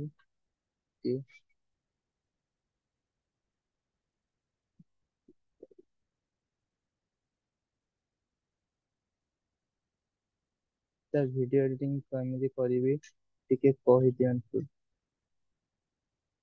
Amita, video editing ତୁମେ ତୁମର ଯିଏ ବି ସ୍ପନ୍ସର ଥିବେ ତାଙ୍କ ଅଣ୍ଡରରେ ତୁମେ ଯିଏ ବି ଯାହା ବି ପ୍ୟାକେଜ ନେଇଛ, ଯଦି ତୁମେ 1599 ବାଲା ପ୍ୟାକେଜ ନେଇଛ ତ ବହୁତ ଭଲ କଥା। 1599 ପ୍ୟାକେଜ ରେ ତୁମେ ଆରାମସେ ଶିଖିପାରିବ କେମିତି କଣ ଭିଡିଓ ଏଡିଟିଂ କରିବାର ଅଛି, ସେଟା ଆରାମସେ ତୁମେ ଶିଖିଗଲ। ବଟ୍ ଯଦି ତୁମେ 599 ପ୍ୟାକେଜ ନେଇଛ କି 249 ନେଇଛ, ତ ତୁମେ ସେଇଠି କଣ କର ନା ୟୁଟ୍ୟୁବ ରୁ ଯାଇକି ଶିଖିପାର। ଓକେ। ସବୁ ତ ୟୁଟ୍ୟୁବ ରେ ପ୍ରପରଲି ଶିଖା ହବନି, କାହିଁକିନା ସବୁ କିଛି ଫ୍ରି ରେ ଶିଖା ହବନି। ଓକେ। ବାକି ସେଇଠି ତୁମେ କଣ କର ନା ୟୁଟ୍ୟୁବ ରେ ଯାଇକି ବେସିକ ଟା ଶିଖିପାରିବ। ଓକେ। ଭିଡିଓ ଏଡିଟିଂ କରେ, ଚିହ୍ନା ଲୋକଙ୍କୁ କଣ କନଭିନ୍ସିଂ କରିବି? ଭାଇ ଯୋଉ ଲିପି, ମୁଁ ତୁମକୁ ତ ସେତେବେଳୁ କହୁଥିଲି, ତୁମେ ମିଟିଂ ରେ ଶୁଣୁଥିଲ କଣ?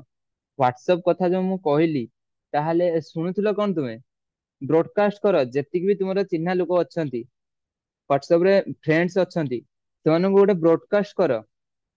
ବ୍ରଡକାଷ୍ଟ କଲା ପରେ ତାଙ୍କୁ ଏମିତି ଗୋଟେ ମାନେ ମେସେଜ ଗୋଟେ ସେଣ୍ଡ କରିଦବ କି ଭ୍ୟାକେନ୍ସି 10 ରୁ 10 people, experienced or non-experienced both can apply. Then income potential 20 to 30K per month. Message for more information, ଏମିତି ଗୋଟେ ଲେଖିକି ବ୍ରଡକାଷ୍ଟ ରେ ପକେଇଦବ। ଓକେ। ଏତିକି ବି ପକେଇକି ଛାଡିବନି। ଏତିକି ପକେଇଲେ ନା ତୁମ ଚିହ୍ନା ଲୋକ ଯିଏ ବି ଥିବ ସେମାନେ ଭାବିବେ କି ଇଏ ମତେ ମାନେ କହୁଛି କି ମତେ ମସ୍ତ ଫ୍ରଡ କରୁଛି ଇଏ। ଏତିକି କରିବନି, ତାକୁ ସେଇଠି କରିବ କି please share this information in your status and story। ସେଠି ତମ ଫ୍ରେଣ୍ଡ କୁ କିମ୍ବା ତୁମ ଯିଏ ବି ଥିବ ତୁମ ମାନେ ଯୋଉ ହ୍ୱାଟ୍ସଆପ ରେ ଯିଏ ବି ଥିବ ସେଠି ତାକୁ କହିଦିଅ କି ଭାଇ ଏଇଟା ଟିକେ ଲଗେଇଦେ, ମୋର ଗୋଟେ ମାନେ ପ୍ରମୋସନ ଏକ ଅଛି। 10 ରୁ 12 ଜଣଙ୍କର ଯଦି ମୁଁ ୱାର୍କ ଷ୍ଟାର୍ଟ କରିଦଉଛି ତ ମୋର ଗୋଟେ ପ୍ରମୋସନ ଅଛି। ଭାଇ କହିଦିଅ, ପାଟିରୁ କହିଦିଅ, ଅସୁବିଧା କଣ ଅଛି? ଓକେ। ସେଇଟା କହିଲା ପରେ ସେ ଯୋଉ ତୁମର ବି ଯିଏ ଫ୍ରେଣ୍ଡ ଥିବ ନା, ସେଇଠି ଫାଷ୍ଟ କଣ କହିବ ଜାଣିଛ? ଜାଣିଛ ଭାଇ ମାନେ ତୁ ତ ମାନେ ପଛରେ ଅଲଗା ଲୋକଙ୍କୁ କହିବୁ, ମତେ ଫାଷ୍ଟ କହ, ମୋର ବି ପଇସା ଇନକମ କରିବାର ମାନେ ଦରକାର ଅଛି। ଓକେ। ସେଇଠି ସିଏ ତୁମକୁ ମେସେଜ କରିବ, ଆପେ ଆପେ ଭାଇ ମେସେଜ କରିବ ତୁମକୁ। ଖାଲି ଏତିକି ମେସେଜ କରିଦବାର ଅଛି, ଦେନ୍ ତୁମକୁ ସେ ଆପେ ଆପେ ମେସେଜ କରିବ। ଭାଇ ତୁ ମତେ କହ କେମିତି ମୁଁ ଆର୍ନିଂ କରିବି, ପଛରେ ମୋ ଷ୍ଟାଟସ ଷ୍ଟୋରି ମୋ ଅଲଗା ଲୋକ ଅଧା ପଛରେ। ସେଇଠି ସେ ମେସେଜ କଲା, ତାକୁ ୱେବିନାର ରେ ବସାଅ, ଦେନ୍ ତମେ ସେଲ କ୍ଲୋଜ କର। ଗୋଟେ ଗୋଟେ ମେସେଜ ଗୋଟେ ଆଉ ମେସେଜ ସାର୍ ଦିଅନ୍ତି ଇନଷ୍ଟା। ବିଶ୍ୱଜିତ କଣ ଲେଖିଲ ବୁଝି ହେଲାନି। ଗୋଟେ ଅଟୋ ମେସେଜ, ଅଟୋ ମେସେଜ ମୁଁ କହିଲି କି ଯୋଉମାନଙ୍କର ଆଡ ରନ୍ ହେଇଥିବ ତ ସେମାନେ ଆରାମସେ ଅଟୋ ମେସେଜ ସେଟା ସେମାନେ ଜାଣିଥିବେ, ବଟ ଯୋଉମାନଙ୍କର ଆଡ ରନ୍ ହେଇନି ସେମାନେ ଡିଏମ କର। ଓକେ ଅମିତା, ତୁମେ 1599 ଯଦି ଜଏନ ହେଇଛ ଦେନ୍ ତୁମ ସ୍ପନ୍ସର ସହିତ କଥା ହେଇଯିବ, ତୁମ ସ୍ପନ୍ସର ବି ଯିଏ ହେଇଥିବେ ଓକେ, ତାଙ୍କ ସହିତ କଥା ହେଇକି କେମିତି କଣ ଏଡିଟିଂ ଶିଖିବ ସେ ତୁମକୁ କହିଦେବେ। ବ୍ରଡକାଷ୍ଟ ପରେ କହିଲି ତ ଲିପି, ବ୍ରଡକାଷ୍ଟ ପରେ କଣ ମାନେ କେମିତି କଣ ବ୍ରଡକାଷ୍ଟ କରିବାର ଅଛି, କଣ ଟାଇପିଂ କରିବାର ଅଛି କହିଦେଲି ତ। ବ୍ରଡକାଷ୍ଟ କଲ। ହଁ ନିଜେ ତ ବ୍ରଡକାଷ୍ଟ ବନେଇବ। ଆଉ ଥୋଡି ନା ତୁମ କଣ୍ଟାକ୍ଟ ନମ୍ବର ମୋ ପାଖରେ ଅଛି। ନିଜେ ତ ବ୍ରଡକାଷ୍ଟ ବନେଇବ, ନିଜେ ଗୋଟେ ଲେଖିଦବ ଏମିତି ଗୋଟେ। ନିଜର ଟାଇପିଂ, ଟାଇପିଂ ସ୍କିଲ ତୁମେ ଫୋନ ଧରୁଛ, ଅଲଗା ସବୁ କାମ ବେଳକୁ ଟାଇପିଂ କରିପାରୁଛ, ବଟ ଗୋଟେ ବ୍ରଡକାଷ୍ଟ କାହିଁ କରିପାରିବନି? ମୋର ଇନଫରମେସନ ରେ କଣ ଦବୁ ଲିପି? ମାନେ କଣ ତୁମେ ବୁଝୁଛ ମୋର ଇନଫରମେସନ ରେ ନା? ତାଙ୍କୁ ତୁମେ ତୁମ ଇନଷ୍ଟାଗ୍ରାମ କୁ ମାନେ ହ୍ୱାଟସଆପ କୁ ପଳେଇ ଆସିଲା ସିଏ, ପଳେଇ ଆସିଲା ପରେ ତାକୁ ମିଟିଂ ରେ ବସାଅ। ମିଟିଂ ରେ ବସିଲା ହେଲା ପରେ ତାକୁ ତାର ଟ୍ରଷ୍ଟ ବିଲ୍ଡ କର, ଦେନ୍ ସେଲ କ୍ଲୋଜ କର। ଭାଇ ମୋର ଇନଫରମେସନ ରେ ତୁମକୁ ଆମ କମ୍ପାନୀ ବିଷୟରେ ବୁଝିବାର ଅଛି। ବାସ୍ ଏମିତି କୁହ କି excuse me, ଏମିତି କୁହ କି ଭାଇ ମୁଁ ଗୋଟେ ପ୍ଲାଟଫର୍ମରେ ୱାର୍କ କରୁଛି, ସେଥିରେ ଯେଉଁଥିରେ କି ଆମେ ଦିନକୁ 2,000 3,000 ଟଙ୍କା ଆର୍ନିଂ କରୁଛୁ। ଆଉ ତୁ ଯୋଉ ମତେ ମେସେଜ କଲୁ, ତୁମେ ଯୋଉ ମତେ ମେସେଜ କଲ, ସେଇଟା ମୋର ଗୋଟେ ମାନେ ଇନଷ୍ଟାଗ୍ରାମ ଷ୍ଟାଟସ ଷ୍ଟୋରୀ ମୋ ଫ୍ରେଣ୍ଡ ମାନଙ୍କର ଲାଗିଥିଲା। ତ ସେଇଥିରୁ ମୋ ପାଖକୁ ମିନିମମ୍ 40 ରୁ 50 ଜଣ ଆସୁଛନ୍ତି। ତ ସମସ୍ତଙ୍କୁ ଏଇଟା ପସିବୁଲ ନୁହେଁ କି ମୁଁ ତାଙ୍କୁ କଲ ରେ ସମସ୍ତଙ୍କୁ ବୁଝେଇବି। ତ ଆଜି ରାତି 8ଟା ବେଳେ ଆମ ଟିମ୍ ଗୋଟେ କଣ କରୁଛି ନା ୱେବିନାର ରଖୁଛି। ଜୁମ୍ ଆପ ରେ ଯେମିତି ଆଗରୁ ମାନେ ଅନଲାଇନ କ୍ଲାସ ହୁଏ, ସେମିତି ଗୋଟେ ୱେବିନାର ରଖୁଛି। ତ ସେଥିରେ ଆସିଯିବ ତ ପୁରା କ୍ଲିୟରଲି ବୁଝିଯିବ। ତ ଏଇଟା ଇନଫରମେସନ ତାଙ୍କୁ ଦେଇଦିଅ, ତାପରେ ସେ ୱେବିନାର ରୁ ଆସିଲା ପରେ ଆୟୁଷ ସାର୍ ତ ୱେବିନାର ନଉଛନ୍ତି, ଦେନ୍ ପୁରା କ୍ଲିୟରଲି ସେ ତାଙ୍କୁ ବୁଝେଇଦେବେ। ଓକେ। ନିହାତି ଭାଇ। ଭାଇ ଯଦି ଆମେ ଏଇ କାମ କରିବାକୁ ଚାହିଁବୁନି ତ କଣ ଆମେ ପଇସା ରିଟର୍ନ ହେଇପାରିବ? ସନ୍ଧ୍ୟାବେଳେ ରିଟର୍ନ ତୁମ ସ୍ପନ୍ସର ଯିଏ ବି ଥିବେ, ତ ଫାର୍ଷ୍ଟ କଥା ହଉଛି ରିଟର୍ନ ପଲିସି କମ୍ପ୍ଲିଟ 24 ଆୱାର ଭିତରେ। ଓକେ। ତୁମ ସ୍ପନ୍ସର ଯିଏ ବି ଥିବେ, ସେଟା ତୁମେ ତାଙ୍କ ସହିତ କଥା ହେଇପାରିବ ରିଟର୍ନ ପଲିସି କଥା। ଭଏସ କ୍ଲିୟର ଶୁଭିଲାନି। ଏଇ ମୋ ଭଏସ କ୍ଲିୟର କଣ ହଉନି କି? ମୋ ଭଏସ କ୍ଲିୟର ହଉନି କି ସମସ୍ତଙ୍କୁ? ଚାର ସେକ୍ସନ ଟିକେ ରିପ୍ଲାଏ ଦो ଇସ୍ ଭାଇ। ଯଦି ଭାଇ ଭୋଳା ଭାଇ ତୁମର କଣ ଗୋଟେ ନେଟୱାର୍କ ପ୍ରୋବ୍ଲେମ ଥିବ, ବଟ ଏଇଟା ନୁହେଁ କି ମୁଁ ଆଉ ଥରେ ପୁଣି ମିଟିଂ କୁ ମାନେ ରିପିଟ କରିବି। ଡିଏମ କଣ ଭାଇ? ଭାଇ ଡାଇରେକ୍ଟ ମେସେଜ। ଡିଏମ ମାନେ ହଉଛି ଡାଇରେକ୍ଟ ମେସେଜ। ଓକେ। ତାକୁ ଡାଇରେକ୍ଟ ମେସେଜ କୁହନ୍ତି ଏଥିପାଇଁ କି ସାମ୍ନା ବାଲାକୁ ଆମେ ଡାଇରେକ୍ଟ ମେସେଜ କରୁଛନ୍ତି, ତା ପ୍ରୋଫାଇଲ ଭିଜିଟ କଲେ, ଡାଇରେକ୍ଟ ମେସେଜ କଲେ। ବୁଝିପାରିଲ? ଏଇଟା ହଉଛି ଡିଏମ। ହେଲା। ଆଉ- ଆଉ- ଓ ତ ତାଙ୍କୁ ମେସେଜ କର। ଦେଖ ଅମିତା, ଆୟୁଷ ସ୍ୟାର ମାନେ ଏମିତି ମୁଁ କହିବାକୁ ଗଲେ ସେମାନେ ସେ ଫ୍ରି ନୁହନ୍ତି, ତ ତାଙ୍କୁ ତମେ ମେସେଜ କର, ସିଏ ତୁମ ଫ୍ରି ହେଲା ପରେ ନିହାତି ଭାବରେ ରିପ୍ଲାଏ ଦେବେ। କେହି ବି ଆମ କମ୍ପାନୀରେ କଲ ରିସିଭ କରିପାରିବେନି, କାହିଁକିନା ସେମାନେ ସମସ୍ତେ ହିଁ ବିଜି ରହିବେ। ଏବେ ଇଏ 8ଟା ପରେ, ଯୋଉ ୱେବିନାର ପରେ କି ପର ଡେ, ଆୟୁଷ ସାର୍ ନା, ଆୟୁଷ ସାର୍ ସବୁଠୁ ବିଜି ଲୋକ ହଉଛନ୍ତି ଆମ କମ୍ପାନୀରେ ଆୟୁଷ ସାର୍, ସତ କହିବାକୁ ଗଲେ। ତ ସିଏ ତୁମର କଲ ରିସିଭ କରିପାରିବେନି, ଆମେ ମାନେ ବି ତାଙ୍କୁ ମେସେଜ କରୁ। ବୁଝିପାରିଲ?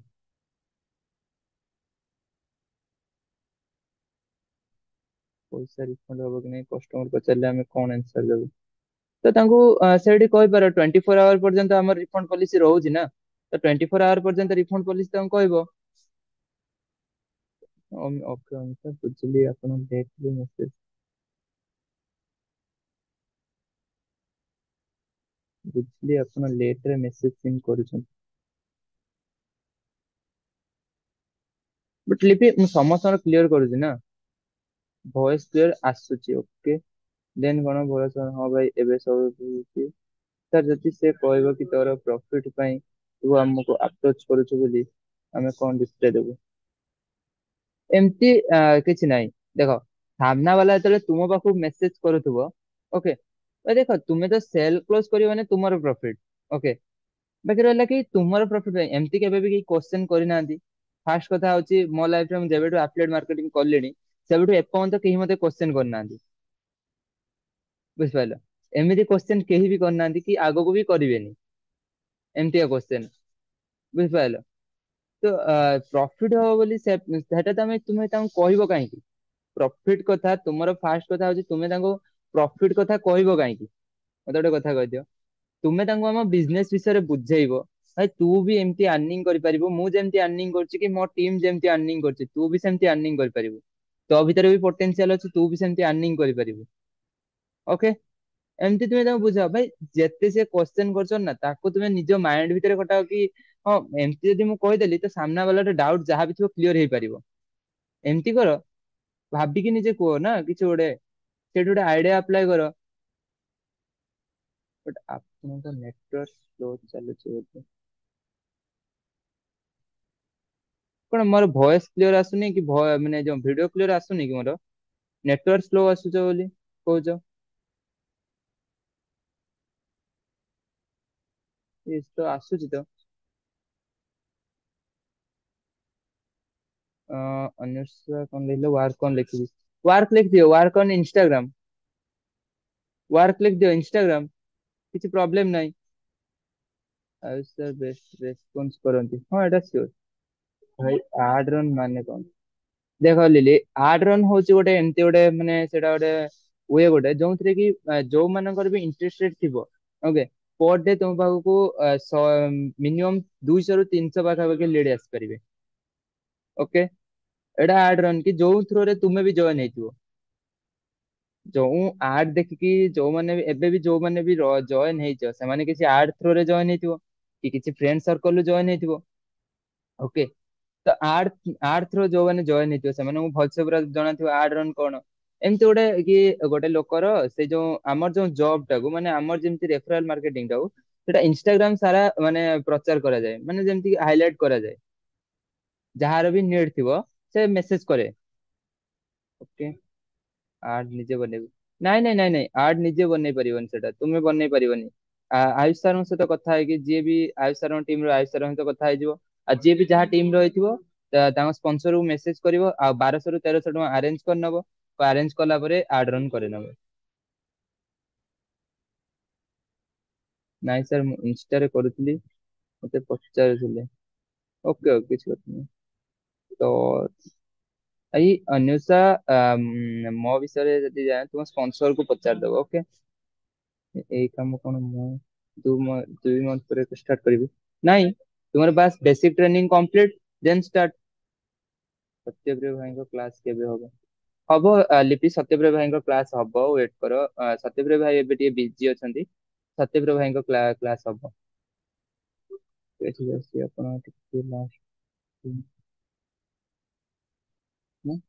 ଏବେ ଠିକ ଆସୁଛି ଆପଣ ଟିକେ ଲେଟ୍ ସିନ୍ କରୁଛନ୍ତି। ତ ଆମର ତ ଇନକମ ହେଇନି, ଆମେ ପିଲାମାନଙ୍କର କଣ କହିପାରିବୁ? ତ ସେମିତି କୁହନି ନା, ସେମିତି କୁହ କି ଆମେ ଟିମ ହେଇକି ୱାର୍କ କରୁଛୁ। ଏମିତି କୁହ କି ଆମର ଗୋଟେ ଟିମ୍ ଅଛି, ତ ଆମେ ସେଇ ଟିମ୍ ହେଇକି ୱାର୍କ କରୁଛୁ। ବୁଝିପାରୁଛ? ଏମିତି ଆମ ଟିମ ର ଲିଡର ଆୟୁଷ ସାରଙ୍କ ଦେଖେଇ ଦିଅ। ଆୟୁଷ ସାରଙ୍କ ଆର୍ନିଂ ପ୍ରୁଫ ଦେଖେଇ ଦିଅ। ତାଙ୍କର ତ ଭାଇ ପର ଡେ 4000, 5000, 8000 ଏମିତି ଆର୍ନିଂ ହଉଛି। ଆୟୁଷ ସାରଙ୍କ ଭିଡିଓ ଦେଖେଇ ଦିଅ, କହିଦିଅ ଇଏ ହଉଛନ୍ତି ଆମ ଟିମ ଲିଡର। ବୁଝିପାରିଲ? ଭାଇ ବିଶ୍ଵଜିତ ଭାଇ, ତୁମେ ଆଡ ବନେଇ ପାରିବନି। ଓକେ। ଆଡ ବନେଇବା ପାଇଁ ସେଟା ମାନେ ଥାଏ ଆମର ସ୍ପେଶାଲ କିଛି ଅଛି। ମାନେ ଯୋଉ ଆଡ ବନେଇବା ପାଇଁ ସେଥିରେ ଫେସବୁକ୍ ଆଡ ମ୍ୟାନେଜର ରେ ଅଛି ସେମିତି କିଛି, ତୁମେ ଆଡ ବନେଇ ପାରିବନି। ଓକେ।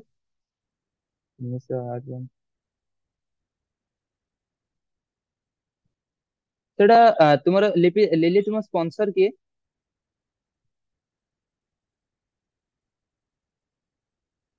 ଲିଲି ତୁମ ସ୍ପନ୍ସର କିଏ?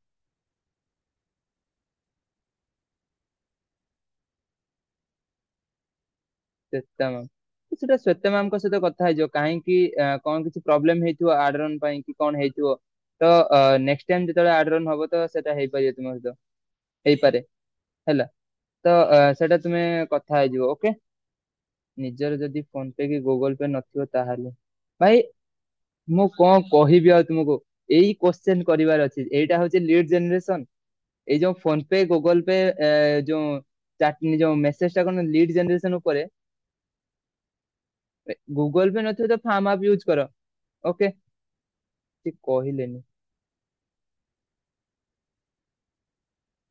ଓକେ ଠିକ ଅଛି, ବାକି ତୁମେ କଣ କର ନା ୱେଟ କରିଯାଅ, ପୁଣି ଯେତେବେଳେ ନେକ୍ସଟ ଯେତେବେଳେ ଆମର ସ୍ଲଟ ହବ ତ ସେତେବେଳେ ତୁମର ଆଡରନ ହେଇଯିବ। ଓକେ। କିଛି କଣ ଗୋଟେ ପ୍ରୋବ୍ଲେମ ହେଇଥିବ ତ ସେଥିପାଇଁ ଆଡରନ ହେଇନଥିବ, ଶ୍ଵେତା ମ୍ୟାମଙ୍କୁ ମେସେଜ କର। ନହେଲେ ଆୟୁଷ ସାରଙ୍କୁ ମେସେଜ କର। ଓକେ। ଏବେ ମତେ କୁହ ଲିଡ୍ ଜେନେରେସନ ଉପରେ ଆଉ କାହାର କଣ ଡାଉट्ସ? କ୍ଲୋଜ ଫ୍ରେଣ୍ଡ ଜଣେ କହିଲା। ମତେ ଏବେ କୁହ କି ଲିଡ୍ ଜେନେରେସନ ଉପରେ କାହାର କଣ ଡାଉଟ୍ସ? କୁହ କେମିତି ଆମେ ଲିଡ୍ ଜେନେରେସନ କରିବୁ, ତା ଉପରେ କାହାର କଣ ଡାଉଟ୍ସ ମତେ କୁହ।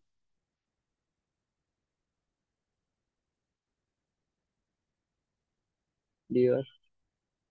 ଭାଇ ମିଟିଂ ରେ ଏପର୍ଯ୍ୟନ୍ତ ଅଛ 38, 38 ଲୋକ ଅଛ ବଟ ଲିଡ୍ ଜେନେରେସନ ଅଲଗା ଓକେ।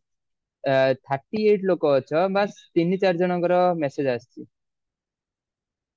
ଭାଇ କଣ କାହାରି ଚାଟ୍ ସେକ୍ସନ ରେ ବି ରିପ୍ଲାଇ ଦେବା ପାଇଁ ସାହସ ପାଉନି? All clear.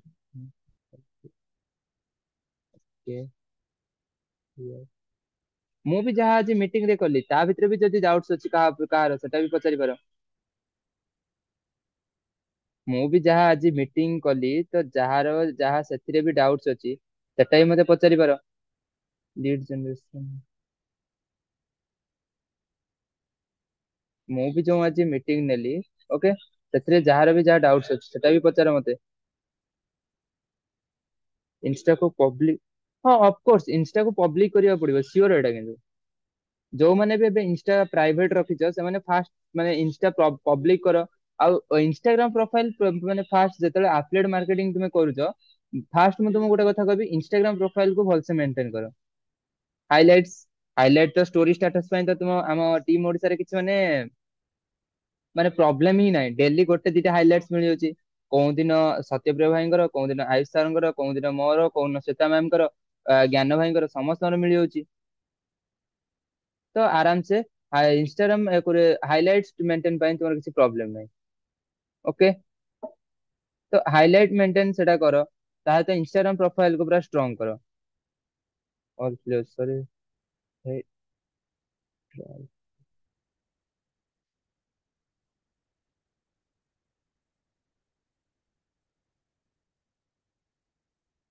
ଓକେ ବଟ୍ ମତେ ଗୋଟେ କହିଦିଅ ଭୋଳା ଶଙ୍କର କି ଲିଡ୍ ଜେନେରେସନ ଉପରେ ତୁମର ଯାହା ବି ଡାଉଟ୍ସ ଅଛି ମତେ ପଚାର। ଆଉ ନେକ୍ସଟ ଡାଉଟ୍ ତୁମେ ଆଦର୍ଶ ଭାଇଙ୍କୁ କହିକି ଆଉ ଡାଉଟ୍ କ୍ଲିୟର କରିପାରିବ। ଓକେ ମତେ ଏବେ ମତେ କୁହ ଲିଡ୍ ଜେନେରେସନ ଉପରେ ଇନଷ୍ଟାଗ୍ରାମ ଫାଷ୍ଟ କଥା ଇନଷ୍ଟାଗ୍ରାମ ସମସ୍ତେ ପବ୍ଲିକ କରିନିଅ ଓକେ। ଯୋଉମାନେ ବି ପ୍ରାଇଭେଟ ରଖିବା ପାଇଁ ଚାହୁଁଛ କି ନିଜର ପର୍ସନାଲି ୟୁଜ କରିବା ପାଇଁ ଚାହୁଁଛ ସେମାନେ ଆଉ ଗୋଟେ ଇନଷ୍ଟାଗ୍ରାମ ପ୍ରୋଫାଇଲ ଖୋଲିନିଅ ଓପନ କରିକି ଆରାମସେ ତୁମର ଚଲାଅ। ଓକେ ଆଉ Instagram bio maintain bio maintain ତ ସମସ୍ତେ ସତ୍ୟପ୍ରିୟ ଭାଇ ଯୋଉଦିନ ମିଟିଂ ନଉଥିଲେ ସେଟା ସେଦିନ କହିଥିଲେ ବାୟୋ ମେଣ୍ଟେନ କେମିତି କରିବାର ଅଛି କଣ ନାହିଁ ସମସ୍ତେ ସେଟା ଜାଣିଥିବ। ଆଉ ରହିଲା ହଉଛି ଇନଷ୍ଟାଗ୍ରାମ ମେଣ୍ଟେନ ପାଇଁ ହାଇଲାଇଟ୍ସ ମେଣ୍ଟେନ ବାୟୋ ମେଣ୍ଟେନ ଯୋଉମାନେ ବି ବେସିକ ଟ୍ରେନିଂ ସିଜନ ମାନେ କମ୍ପ୍ଲିଟ କରିଦେଇଥିବ ସେଗୁଡାକୁ ଆରାମସେ ତୁମକୁ ଜଣାଥିବ। ଆଉ ଟିମ୍ ଓଡିଶା ଗ୍ରୁପ ରେ ତୁମେ ମାନେ ଅଛ ମାନେ ଟିମ୍ ଓଡିଶା ଗ୍ରୁପ ରେ ଗୋଟେ ପରସେଣ୍ଟ ରେ ବି ହାଇଲାଇଟ ମେଣ୍ଟେନ ପାଇଁ ଅଭାବ ନାହିଁ। ଡେଲି ଗୋଟେ ଦିଟା ଷ୍ଟାଟସ ଷ୍ଟୋରି ମେଟେରିଆଲ ପଡୁଛି। ତ ସେଗୁଡାକୁ ନିଜ ଷ୍ଟାଟସ ଷ୍ଟୋରୀରେ ଲଗ ନିଜ ଫ୍ରେଣ୍ଡ ମାନଙ୍କୁ ମାନେ ବ୍ରଡକାଷ୍ଟ ମେସେଜ ସେଣ୍ଡ କର। ଓକେ ବାସ୍ ସବୁବେଳେ ପଡୁଛି।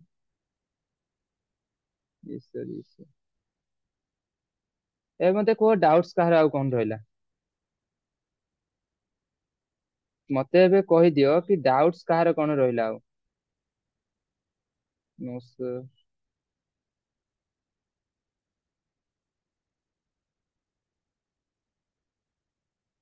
ମତେ ଏବେ କହିଦିଅ କି ଡାଉଟ୍ସ ଆଉ କାହାର କଣ ରହିଲା। ସମସ୍ତେ ଚାଟ ସେକ୍ସନ ସମସ୍ତଙ୍କ ପାଇଁ ମାନେ ଖୋଲା ଅଛି ସମସ୍ତେ ରିପ୍ଲାଇ ଦିଅ ନା କାହାର କଣ ଡାଉଟ୍ସ ରହିଲା। କଣ ଜଣେ ଦି ଜଣ ହିଁ କେବଳ ରିପ୍ଲାଇ ଦେବେ? ଏଇଠି ଏବେ ବି 32 ଜଣ ମିଟିଂ ରେ ଅଛ। Everything clear. Okay, okay,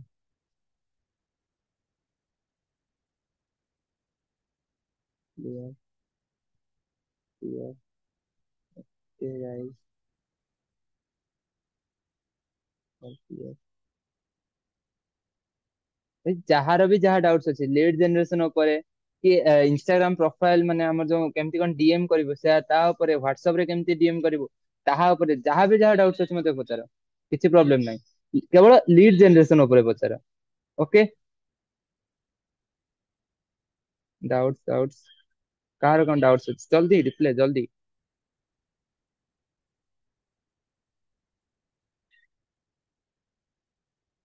ବାକି ଯାହା ବି ପ୍ରୋସେସ କହିଲି ସମସ୍ତେ ଫଲୋ କର। ଓକେ। ଆଉ ଏଇଟା ମୁଁ ଡେଫିନେଟଲି କହିବି କି ଯଦି ତୁମେ ସମସ୍ତେ ଯଦି ତୁମେ ଏଇ ପ୍ରୋସେସ କୁ ଫଲୋ କଲ ତ ପର ଡେ ମିନିମମ୍ ମିନିମମ୍ ଭାବରେ 10 ରୁ 15 ଲିଡ୍ ତୁମ ପାଖରେ ଥୁଆ ଥିବେ ଯିଏ କି ତୁମ ମିଟିଂ କୁ ଆଟେଣ୍ଡ କରିବେ। 10 ରୁ 15 ଲିଡ୍ ଯୋଉମାନେ ଆଡ୍ ରନ୍ କରୁଛନ୍ତି ତ ସେମାନଙ୍କର ରହିଯାଉଛି 20-25 ଜଣ ଏମିତି ଆଡ୍ ରନ୍ ମାନେ ତାଙ୍କର ଲିଡ୍ ରହିଯାଉଛି ମିଟିଂ ପାଇଁ।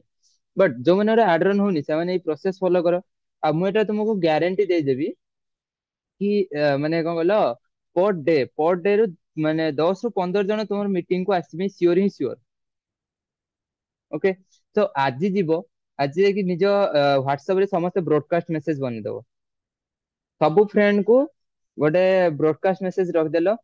କରିଦେଲା ପରେ ସମସ୍ତଙ୍କୁ ଗୋଟେ ଏଇ ଯୋଉ କହିଲି ମୁଁ ସେଟାକୁ ସେଣ୍ଡ କରିବ। ତାହା ସହିତ ତଳେ ଗୋଟେ ଲେଖିଦବ କି share this news in your status and story. ସେମାନେ ଷ୍ଟାଟସ ଷ୍ଟୋରି ସେୟାର କଲେ ତାଙ୍କର ଯୋଉମାନେ ଭ୍ୟୁ ଆସିଥିବେ ସେମାନେ ବି ଦେଖିଲେ ତାଙ୍କ ସାଙ୍ଗମାନେ ଦେଖିଲେ। ଦେନ୍ ତୁମେ ଯଦି ଗୋଟେ ଯୋଉ କ୍ରୋମ ରେ ଯଦି ଫର୍ମ ବନେଇ ପାରୁଛ ତାହେଲେ ବହୁତ ଭଲ କଥା। ଯଦି ନ ବନେଇ ପାରୁଛ ତ ତୁମେ ନମ୍ବର ଦେଇଦିଅ ତଳେ। କଲ୍ ମି ଅର୍ ମେସେଜ ମି କରି ନମ୍ବର ଦେଇଦିଅ। ଓକେ। ସେଇଠି ସେ ସାମ୍ନା ବାଲା ଯିଏ ବି ଦେଖିବ ତମକୁ ଡାଇରେକ୍ଟ ମେସେଜ କରିବ। ଯଦି ବି ତୁମ ସାଙ୍ଗ ପାଖକୁ ମେସେଜ କଲା ତୁମ ସାଙ୍ଗକୁ କହିଦିଅ କି ଭାଇ ଯୋଉ କଣ କହିଲ ଯଦି ତତେ କେହି ଯଦି ମେସେଜ କରୁଛନ୍ତି ତାହେଲେ ମୋ ପାଖକୁ ସେଣ୍ଡ କର ମୁଁ ତାଙ୍କୁ ପୁରା କ୍ଲିୟରଲି ବୁଝେଇବି। ଆଉ ତୋ ପାଖରୁ ଯଦି 10 ରୁ 15 ଜଣ ଆସିଗଲେ ତ ତୋର ବି କାମ ମୁଁ ଫ୍ରିରେ ଷ୍ଟାର୍ଟ କରିଦେମି। ଆଉ ତୁ ତ ମୋ ଆର୍ନିଂ ଦେଖୁଥିବୁ କି ମୋ ଟିମ୍ ଆର୍ନିଂ ଦେଖୁଥିବୁ ଯୋଉମାନଙ୍କର ଆର୍ନିଂ ହେଇନି ସେମାନେ କହିପାରିବେ ମୋ ଟିମ୍ ଆର୍ନିଂ ଦେଖୁଥିବୁ। ଯୋଉମାନଙ୍କର ଆର୍ନିଂ ହେଇଛି ସେମାନେ କହିପାରିବେ ମୋ ଆର୍ନିଂ ଦେଖୁଥିବୁ ତୁ। Okay.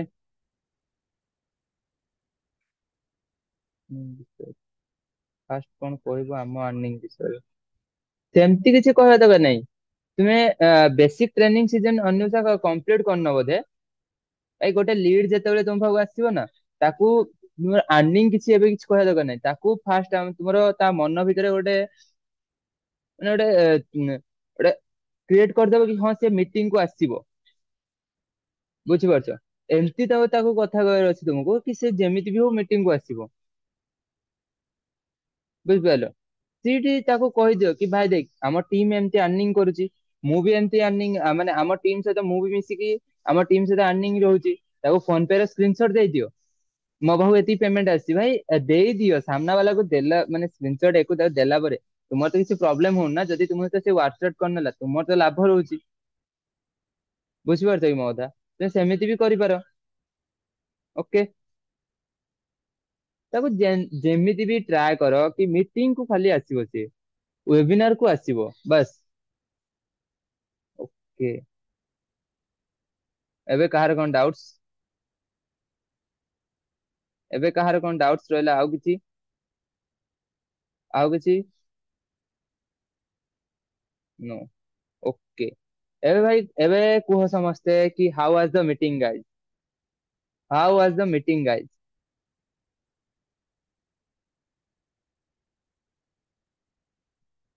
Nice. Good. Super super. Higher. Nice class. Nice. Okay ବାକି ଯୋଉମାନଙ୍କର ଆମର ତ ଲିଡ୍ ୟାକୁ ପାଇଁ ହେଇଗଲାଣି ମାନେ ଆମର ଟାଇମ ହେଇଗଲାଣି ତ ମାନେ ଯୋଉ ମିଟିଂ ଟାଇମ ହେଇଗଲାଣି ତ ସମସ୍ତେ ଏବେ ଯୋଉମାନଙ୍କର ବି